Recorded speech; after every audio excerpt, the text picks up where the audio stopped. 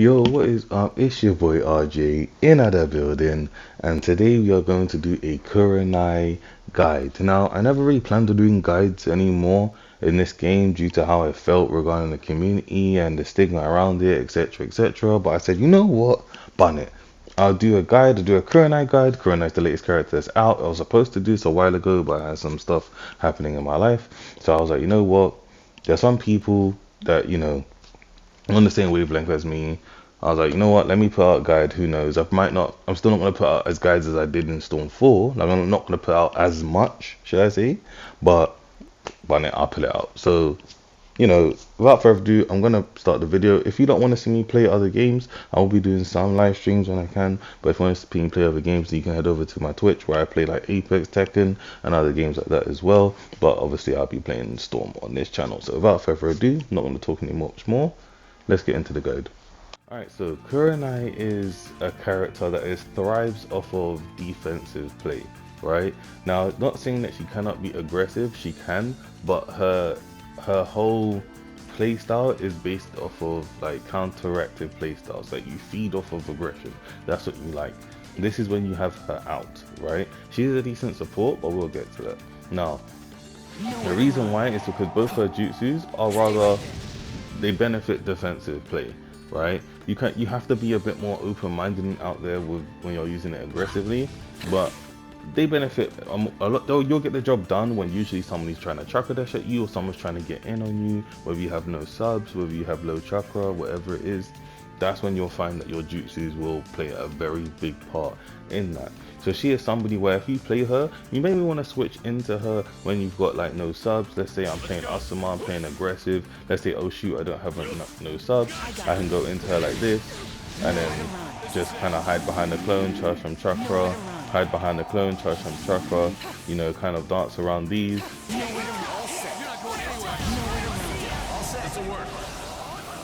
This is such a good get away from me. Look, it's such a good get away from me.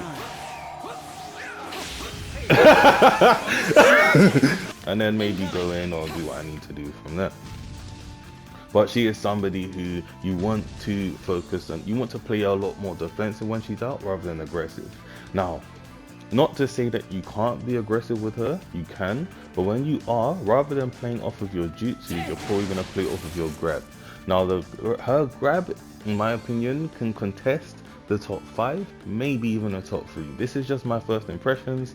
I've been away for a while, so I've not played the game in a minute. But when she came out, I was playing her all the time. And her grab, I don't know what it can't do. Like, that's how bad it is. You can't single jump this grab because it goes too high. If you try and single jump it, even if you hold down the button, you will get hit. You have to double jump it. It's very good for sub trapping in that sense. If you, for example, sub a jutsu, your sub above them, it will clip you. There are some times you'll either try and directional sub, it will still clip you. Because it's so wide, there'll be times where you'll be blocking, you try and walk it, it will clip you. Literally, grabbing is like breathing for her. If you're being aggressive, rather than going in with the mash, you want to go in with the grab. Obviously, you don't want to grab on no subs, that's how you lose games. Now, what also makes her grab good is not only the initial grab, but the fact that you get a very strong situation after the grab. You can combo after the grab with no chakra required at all. So yeah, so you can come after the grab, no chakra needed. You can actually go for a reset. So let's say you've done a long combo, you go for a grab, you can go for a reset as well. So you can call an assist, throw Kurenai, make them block the jutsu. Obviously there's better ones, but make them block the jutsu, and then go for another grab. Boom, you've reset the combo, then you can ninja move over there. Your scaling resets, really strong. And if you want, let's say you need some time to charge some chakra, you can charge your chakra, let them hit the floor, do this jutsu which is grounded, and then combo after it, right? And a lot of situations you can do what you want. You can go for a reset, you can continue the combo, you can go for a sub trap as well. For example, a sub trap that I do is I'll call Daedra, I'll do this jutsu, and then if they sub, then it's up there as well, they can get hit. So very strong. And you can also hit her ultimate if you need to move towards her a little bit. And here it comes. Like I said, I don't know what her ultimate cannot do. Like, it's really, really, really, really, really strong, right? When you're playing off of her grabs. Now, just to mention her combos as well, obviously she has really, really good combos.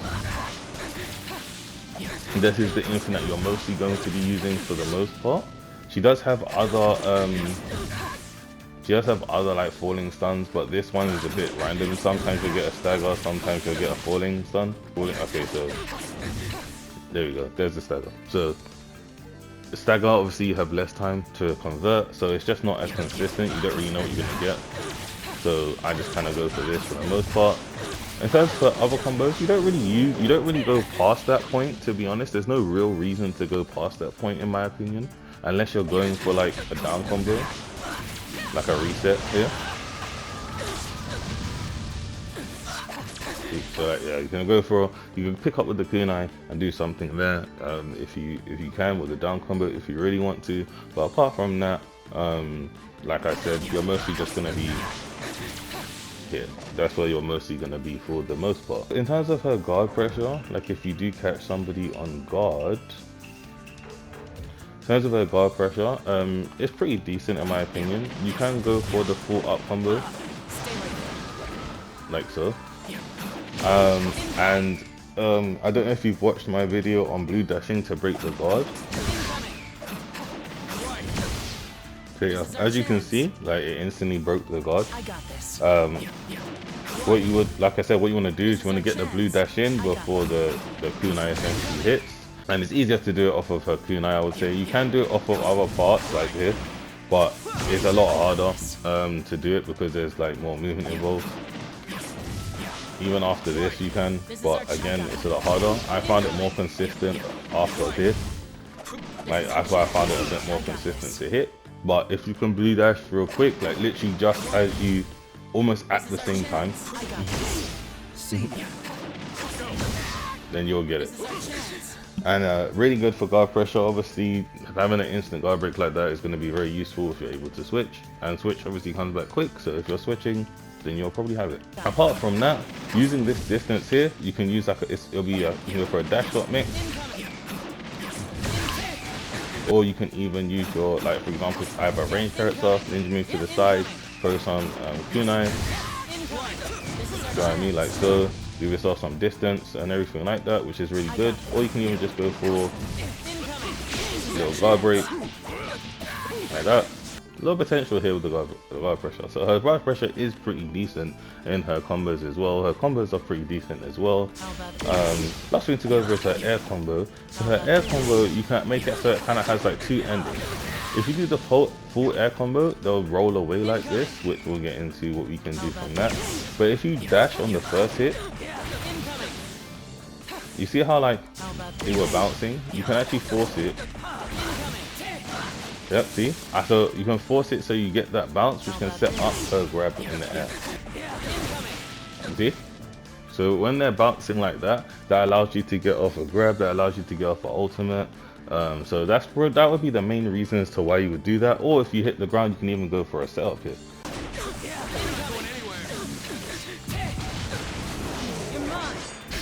So yeah, so I pick up them before the hit, and it allows me to reset the scaling and go from there. So you can even use like some pretty decent wake up options off of that too, if you just allow them to fall, or you can just continue the combo if you need to as well. So really good, really strong situation as well. The other situation when you let it go, something that I like to do is I'll do her other jutsu. So I actually did that one. And then you can literally do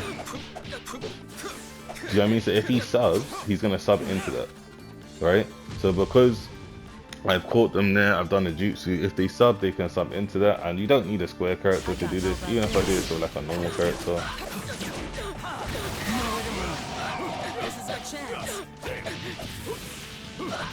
Like if he subs, then he'll sub into that, it'll be right there.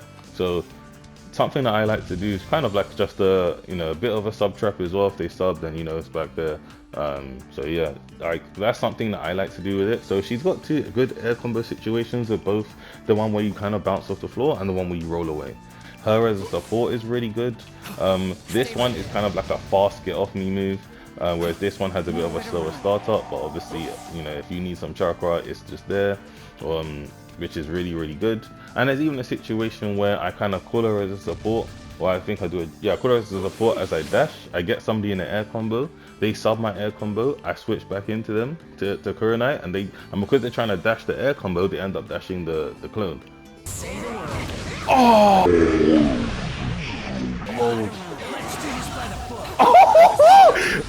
So even kind of calling her, like doing whatever, wait, not that one, calling her, can I see, and then switching into her to kind of bait them is a good thing to do as well. So her awakening, in my opinion, is good, but it's not something that you would want to prioritize. The reason why is because with awakening, you're under a time limit. So when you're awakening, you're more or less wanting to be a bit more oppressive. You can obviously awaken for defensive reasons, but we're not going to get into that. But you more or less want to be oppressive. Her awakening isn't necessarily oppressive. It's not bad, but it's a good awakening, but it's not oppressive enough, right? You have this jutsu, which is really good. It doesn't go full screen, but if you're able to jutsu, you can dash up, and then it's kind of coming. This jutsu as well, it teleports to the person, and as you can see, it does quite a bit of guard damage. But this is really good because if you're throwing from far, you can call a support, teleport over, the support's coming, and then you can do whatever. Once she does have you, that's when it's a long day, right? Because it allows her to set up this. Now this is unblockable. You can't block this. Once she hits you with this, you also cannot sub. So if you have subs, let's say for some reason you get hit, you don't expect it, and you have subs, she'll hit this, you can't sub in this whole time, right? So it allows her to get a free follow-up, basically, right, for free. Obviously she can't ultimate when she's in awakening, and obviously if she does ultimate like this and she does switch, then it ends as well. So they can't get an ultimate on you at all, but you can get a grab. They can't sub that grab at all. That grab is free, you cannot sub it. Obviously you're slowed down, so it allows them to do that. Like, there's a lot of stuff that that she can do with this. It's pretty good in my opinion for kind of just confirming a grab. I would say that's the best part. If you want to get a cheeky bit extra damage, it's not a lot, but you know, cheeky extra damage, then you can. But yeah, like, her awakening isn't bad. Nothing really changes. Like, her combos are the same. Nothing really changes. It's just her jutsus, and she gets 2 actions. So for example, on the team that I play, which is the team on the top left, I mostly awaken with Asuma. And if I get a team awakening, then yeah, she's up. So still good to know, still good to lab, still good to check out what you can do. But I probably wouldn't prioritize her in a single awakening situation. But yeah, that's about it for Kurenai. That's about it for Kurenai. I hope you guys enjoyed the video. I hope you guys learned something from this video. Let me know what you learned, and let me know who you'd want to see in later guides. I don't know when I'll put out guides, but let me know. If you want a gameplay, like seeing all this happen in gameplay, then check the link in the description where I play a very strong EU player called Danny Dano, where I'm playing Kurenai, and I'm actually playing this team as well as you can check out my stream highlights where I'm also playing this team as well. So without further ado, I bid you guys farewell, peace, sayonara, and adios.